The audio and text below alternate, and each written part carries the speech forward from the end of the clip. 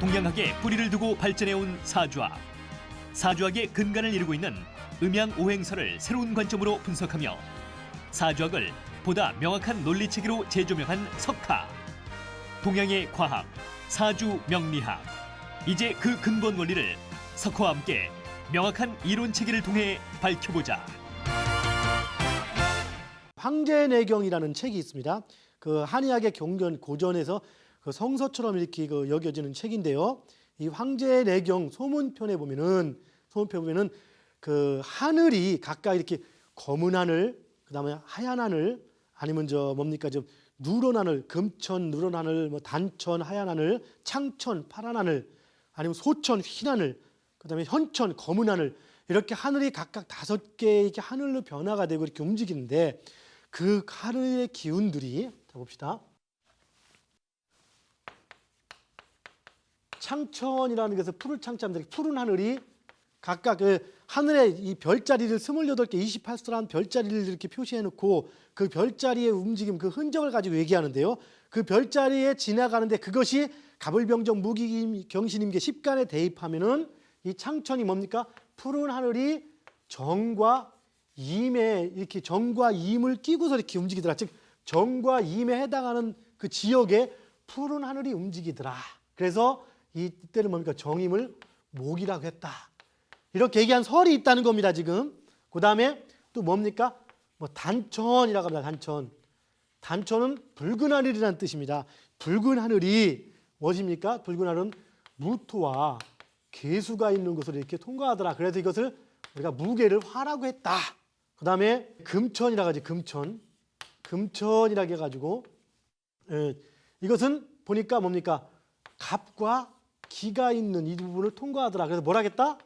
토라고 했다. 그 다음에 뭡니까?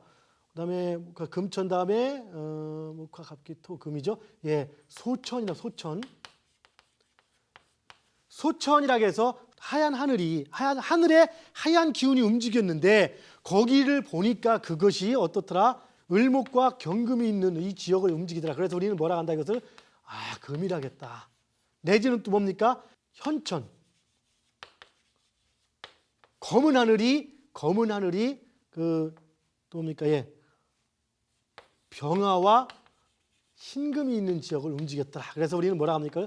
수락한다. 이렇게 해가지고 고전의 황제내경 오운행 대론편에 이렇게 나와 있습니다. 그래서 그렇기 때문에 이렇다. 황제하고 기백하고 대화하는 과정에서 이렇게 나와 있고요. 또 한 가지는 역시 마찬가지 황제내경에 있는 개념들이 들어가는데요. 자, 진월과 사월. 우리가 시간이나 방위를 볼 때 술과 해와 진사라는 게 있습니다. 이것은 지지를 볼 때 각각 술에는 강아지하고 뭐 돼지를 의미하기도 하고, 그 다음에 진사는 용과 뱀을 의미하기도 하는데, 이 술과 해나 진과 사를 하늘로 통하고 땅으로 통한 문이다라고 표현합니다. 물론 이것은 지축이 이렇게 약간 기울어져 있는 이런 현상들 때문에 하늘이 기울어졌다. 이런 게 하늘이 낮다 보니까 하늘이 낮은 쪽 서북방 동방 이렇게 하면서 거기서 유래한 설인데요. 어쨌든 실제 어쨌든 이 술의 개념이 천문이라고 합니다. 그리고 진사의 개념을 지우라고도 표현합니다. 그래서 인간사, 인간사이라는 변화는 지호, 진과 사에서 변화가 일어난다. 그래서 진과 사의 어떤 흐름이 흘러갈 때, 즉 진과 사의 붉은 기운이 흘러가면은 이때는 화가 나타나고, 진과 사의 뭐 하얀 기운이 나타나면 금이 나타난다. 뭐 이렇게 얘기를 합니다. 이게 무슨 얘기냐? 이걸 복잡하지 않게 쉽게 설명한다면은 올해가 을류년입니다. 을류년인데요. 이 을류년을 분석해 을류년에 월이 움직이는 배어라는 어떤 법칙이 있습니다. 그래서 을류년의 월이 다시 간지로 이렇게 움직여지는데요. 을류년의 그 간지는 진월과 사월에 어떻게 움직이냐면 진월이 경진월이 됩니다. 그리고 사월이 신사월이 됩니다. 이럴 때 경과 신이 바로 금을 의미하거든요. 금을 우리가 을경이 앞에 아까 오합 있죠. 합을 봅시다. 합을 봤을 때 을과 경이 변해서 금으로 변했다겠죠. 을년과 경년은 금이다. 을과 경이 합하면 금이다라는 개념인데, 이것을 다시 가지고 볼 때 올해 을년에는 금인데 금이 언제 나타나냐? 진월과 사월에는 이렇게 경진월, 신사월로 나타난다 하는 이런 관점, 즉 진월과 사월에 나타나는 그 흐름으로서 그 합의 논리가 정해진다는 이런 관점이 있습니다. 또 이것도 하나의 설이 되는 것이죠. 예를 들면은 지금 을유년 말고 또 봅시다. 을유년 말고 우리가 그 또 뭐 있습니까? 그러면 무게합화를 한번 볼까요? 그러면 무년과 실제 개년을 보면은 무년과 개년은 그 진월에 병진월이 됩니다. 이게 실제 만세력을 찾아보면 나옵니다. 이렇게 나중에 법칙도 나오고요. 무년과 개년은 병진월과 정사월이 됩니다. 이렇게 되기 때문에 이 그 진월과 사월의 화의 기운이 움직이는 것, 즉 진월과 사월에 어떤 기운이 나오느냐에 따라서 합이 변하다. 이렇게 해서 이것도 하나의 근거가 되는 겁니다. 그럼 왜 푸른 하늘이 왜 그때 지나갑니까? 진짜 푸른 하늘 지나가는 거 봤습니까? 검증됩니까? 이건 아닌데 황제의 경을 고전으로 무지하게 대단한 경전으로 치는데 거기에 나와 있으니까 근거가 되는 겁니다. 이유는 모르지만 이렇더라가 되는 것이죠. 하나의 원칙으로는 얘기할 수 있겠죠. 어쨌든 이것도 원칙 체계가 되는 거고 실제 이렇게 법칙대로 움직여집니다. 자, 그 다음에 또 한 가지 설은요. 또 한 가지 설은 자 지우겠습니다. 또 한 가지 설은 하도라는 개념이 있죠. 하도낙서 많이 얘기 들어봤습니다. 하도의 또 수리 개념이라고 하는데요. 간단하게 본다면은 하도에 이렇게 점으로 표시해놨습니다. 이렇게 점으로 점을 2개 해놓고 그 다음에 여기 또 뭡니까? 위는 하나만 넣을까? 이 동서남북을 점으로 표현했는데요. 이 하나 해놓고서 그 다음에 하나, 둘, 셋, 넷, 다섯, 6개. 그럼 6개하고 1개가 이렇게 됩니다. 이게 숫자가. 그 다음에 여기다가 또 하나, 둘, 2개 넣고 하나, 둘, 셋, 넷, 다섯, 6, 7개. 이렇게 표현하면 7개하고 2개가 됩니다. 물론 동서는 바뀔 수 있지만 일단 봅시다.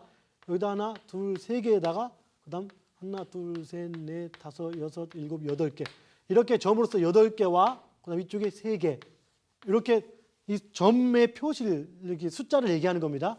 1개, 6개, 2개, 7개.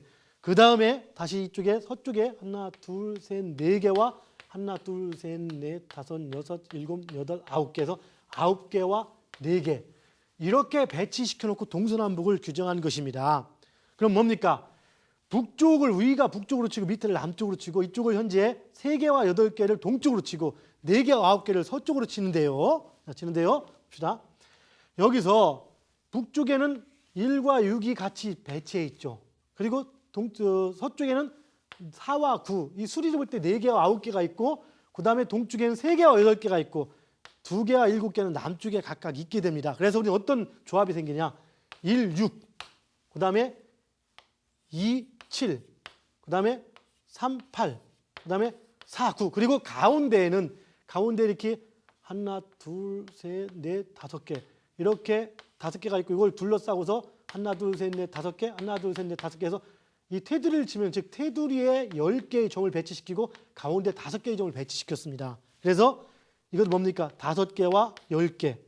이렇게 해서 1과 6이 하나의 조를 이루고 2와 7이 하나의 조를 이루고 3과 8이 하나의 조를 이루고 4와 9가 하나의 조를 이루고 5와 10이 하나의 조를 이룹니다. 이것이 우리가 오행의 수리 개념의 또 숫자가 되는 겁니다만 여기서 나온 유래입니다. 유래가. 그런데 이렇게 놓을 때 우리가 천간을 1, 2, 3, 4, 5, 6 순서대로 배우라면은 1번이 뭡니까? 1번이 자 아까 천간 한번 볼까요? 앞에.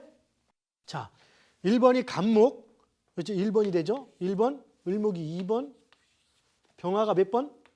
3번. 여기가 정화가 4번. 무토가 5번. 그 다음에 기토가 6번. 경금이 7번. 금금이 8번. 임수가 9번. 개수가 10번. 딱 10개가 나오죠. 그럼 이걸 가지고 우리가 다시 한번 분석을 해봅시다. 여기서 우리가 그 1과 6, 자 봅시다. 그럼 1과 6을 지금 우리가 분석했는데 1번은 뭡니까? 1과 6을 보니까 1은 뭐예요? 순서를 때 갑이 1이죠. 갑이 1입니다. 그 6번째 1이 뭡니까? 기토가 6번째예요. 그래서 갑기 이렇게 합의하더라. 그럼 2는 뭡니까? 2번은 을목이죠. 그럼 7번째는 뭡니까? 경금입니다. 그래서 을경에 이렇게 이렇게 합의하더라. 이 순서대로 칠 때. 그 다음 3번이 뭡니까? 3번은 병입니다. 이거 8번째는 신입니다.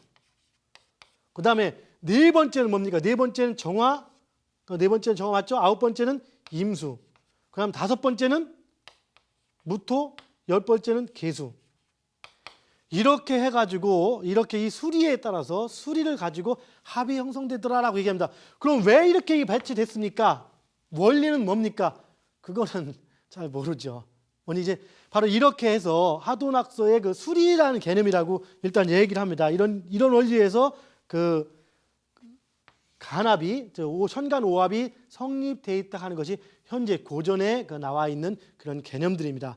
자, 그런데 우리는 오늘 이 시간에 이것들을 또 다른 관점, 즉 우리가 지금 새롭게 분석하는 그 채용의 관점 혹은 절대와 상대의 관점을 가지고 분석을 해보도록 하겠습니다. 자, 이 부분 지웁니다. 자, 이렇게 해서 이제 그 천간 합에 대해서 알아보았는데요. 이 합이 지금 이런 그 원리들을 의해서 이루어졌는데, 자, 그럼 다시 한번 우리가 봅시다. 천간의 개념은, 천간은 기운입니까? 아니면 그 형체를 갖추고 있는 겁니까? 천간은 기운의 흐름입니다. 기의 흐름. 그럼 눈에 보입니까? 안 보입니까? 안 보이죠. 그래서 5의 개념인 거고 10의 개념인 겁니다. 눈에 보이는 모든 것은 2, 4, 8 개념. 이해하시겠죠?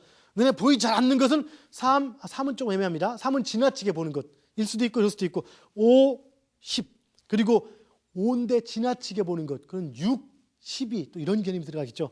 자, 어쨌든 천간은 순수 기운의 개념이기 때문에 일단은 5의 개념에서 시작되고 5의 개념을 음양으로 나눈 것이 10입니다. 즉 그 얘기는 5가 기본이 되고 5를 축소해서 본 것은 2 플러스 알파의 3이 되는 거고 5를 확대해서 본 것은 10이 되는 겁니다.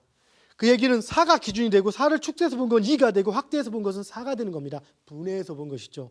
그 얘기는 그 바로 지금 6이 기본이 되고 뭡니까? 3이 축소해서 본 거고 12가 확대해서 본 것이란 그런 개념을 얘기하는 거죠.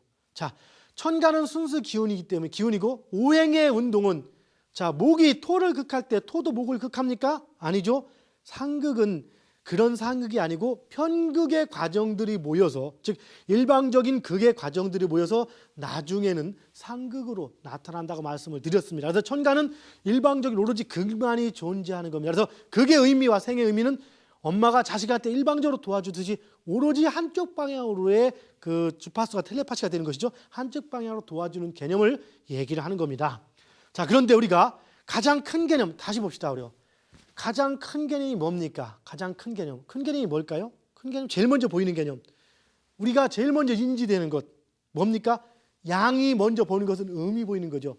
자, 양의 실 자기 자신을 먼저 봅니까? 음을 먼저 봅니까? 예. 바라보는 음을 먼저 보게 되어 있습니다. 일단 눈에 보이죠. 보이고 그 다음 내가 보입니다. 우리가 세상이라고 규정하는 것은 절대적 기준에서 객관적으로 바라보는 것이 아니라 내가 속해 있는 현실 속에서 현재에서 바라보는 세상인 겁니다.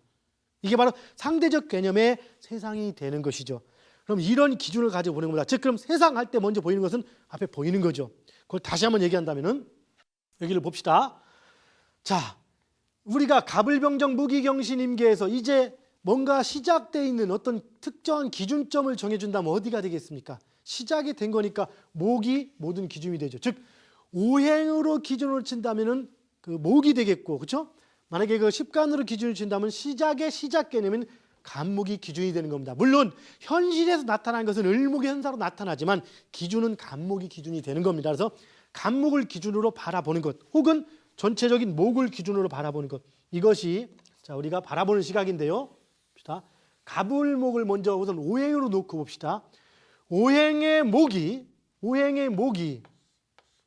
제일 먼저 모방할 수 있는 것, 보이는 것, 배우는 것이 뭡니까? 자, 오행의 목이 바라보는 것은 크게 네 가지죠. 뭡니까? 화, 토, 금, 수 네 개를 바라보는 것이 우리는 사의 개념이라고 얘기를 했습니다. 그런데 그 중에서도 먼저 보이는 두 개를 따진다면 뭘까요? 뭐가 먼저 보일까요? 목이? 예, 화나 수보다는 마주 보이는 뭡니까? 바로 이렇게 마주 보이는 토와 금을 먼저 이렇게 바라보게 돼 있는 겁니다. 이것은 목만이 아니죠.